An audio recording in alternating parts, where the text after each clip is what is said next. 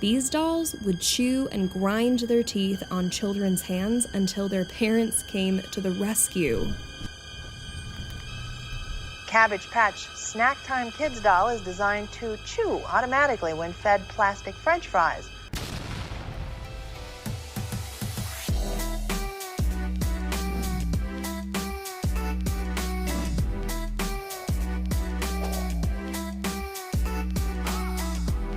What's going on, guys? It's Flipper here. We're taking a look at some videos, Cabbage Patch Kids. Let us know in the comments if you had one similar. Did you have one of these dolls? Let's check it out, guys. Have you ever wondered what it would feel like if your favorite childhood toy, seemingly out of nowhere, began ripping out the hair from your head and consuming it? This tale tells the horror-fueled nightmare in which Cabbage Patch Kids dolls consumed the hair of their young victims. Well, at least some of them. The nightmare began in 1995. The original manufacturer could not meet the high demand for Cabbage Patch Kids dolls and turned over its production responsibilities to toy manufacturing and entertainment company Mattel. Do you guys remember the 90s? Do you guys remember the toys we had around? Holy hell. Yeah, okay. Back to the video. Sorry, guys. Mattel was eager to innovate the brand even further and truly push the boundaries of their hottest toy on the market. Mattel had the seemingly innocent idea to make the then extremely popular Cabbage Patch Kids dolls even more realistic. By giving them a battery-powered motor, which was stored in the stomach, Mattel hoped to give the doll's jaw a robotic chewing motion, which young children could feed and care for. What Mattel didn't think about was that they were turning these lifeless dolls into hungry eating machines. The dolls were put on the shelves in 1996 and named the Snacktime doll. It was advertised as a new and improved version of the original Cabbage Patch Kids doll. The Snacktime doll came packaged with food-shaped plastic the children could feed to the doll. An empty stomach cavity was built in so the children could feed, empty it, and then feed these dolls over and over without the dolls getting full. These chubby-cheeked dolls had teeth, and as if this wasn't yet scary enough, some even had realistic tongues that moved in a back-and-forth motion as their jaws opened and closed. Mind you, these jaws also worked when objects other than the plastic food were put into them.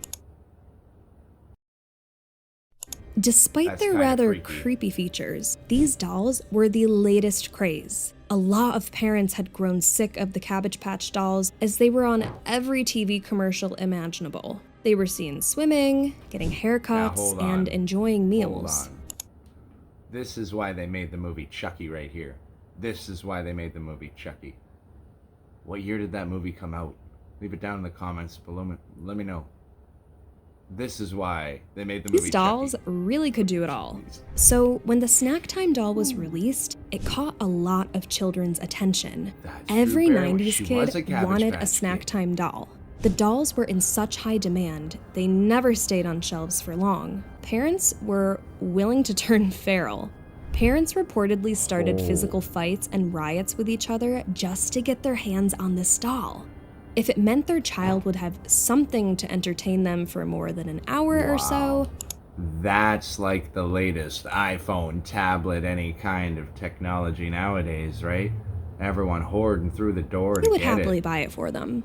In that sense, it sounds kind of like a precursor to the iPad, doesn't it? It's what I just said. As you've probably already imagined, there's a horrific twist to the story. These seemingly sweet and modern dolls were in almost every household that possessed a child.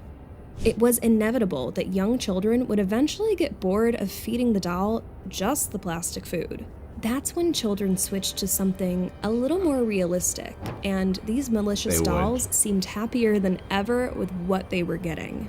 It started with real food being shoved into the dolls' mouths, but no one expected to find these dolls full of household objects. I'm a real Pencils, keys, paper, and other small toys were found in the doll's stomach. Unfortunately, the Snacktime Kids doll's jaws were a little bit too strong to be a children's toy. Oh my God. The rollers inside the device, which were made by a number of tiny motors that couldn't reverse or stop if something got trapped, kept rolling until the object entered and exited the mouth successfully. Some dolls even turned cannibalistic.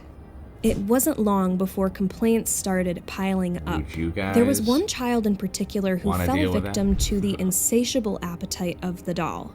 Every time 6-year-old Jessica turned her back on the doll, it seemed to reach out and consume her hair.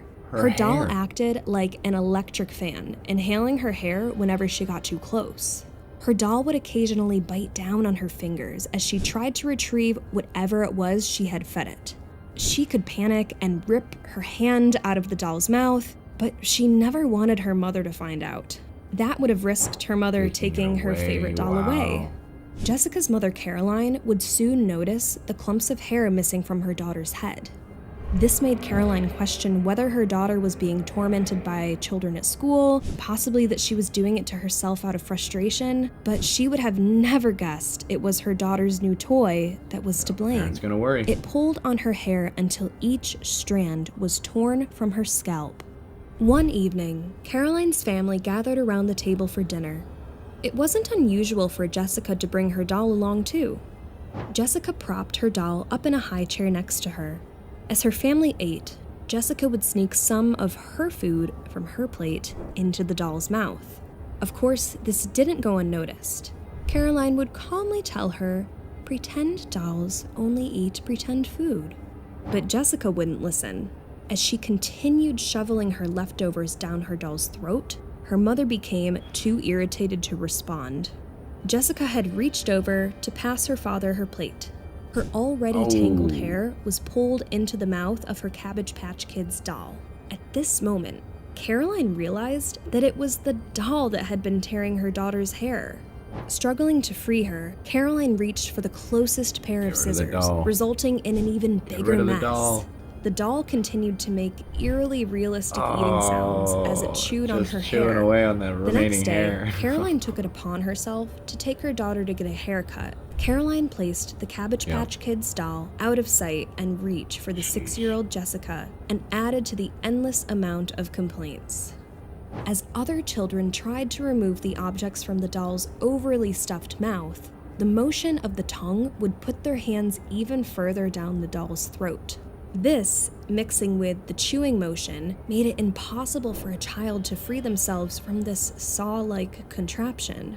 Unfortunately, the motor was unable to be turned off until the stomach cavity was completely empty. These dolls would chew and grind their teeth on children's hands until their parents came to the rescue. Parents were shocked when their children came running to them. The sight was described as a pit bull clinging to their chew toy. This doll received the name the Cannibal Doll. It's a nickname they got. Children's imaginations can be wild, but everyone was rightfully distressed. People no longer saw these dolls as a friendly toy. They were viewed as demonic, children-eating monsters who would stop at nothing to feast on your child's hair. Earned their reputation with Mattel was horrified with their creation. They offered $40 as a refund to 500,000 people who had purchased these dolls, and they removed over 200,000 undistributed dolls from warehouses all over the world. Although they quickly issued refunds and apologized to thousands of families, the damage had already been done. This eating and drinking doll seemed like a great idea, but seeing as of recent years, even with better technology, no one has even thought about recreating a similar doll.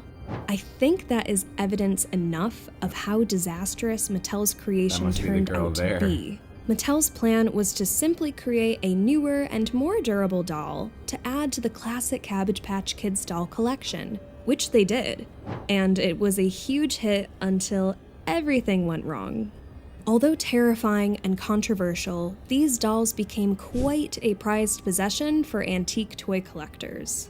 The horrific incidents that occurred made the dolls quite infamous, and getting your hands on one seemed nearly impossible, which is strange considering the disasters they had caused in the 90s. Got them all. So, has them if you all. happen to find one They of have these them dolls in all. your parents' attic or hidden away on a Yeah, shelf somewhere, maybe even in the back of a charity store waiting for its next victim, Victim you is may be right. sitting on a generous amount of money. Victim's the right but word. is it really worth getting close to those cannibalistic creatures and risking a clump of your hair or even a finger?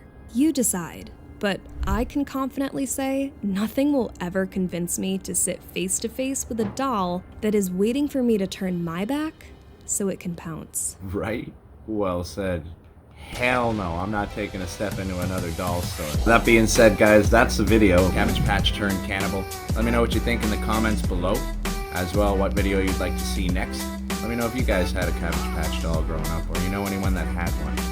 Feel free to like, subscribe, check out for more videos later on. Well, be careful out there. No more doll stores for us, right? But until the next time, we'll catch you on the flip. Thanks, guys.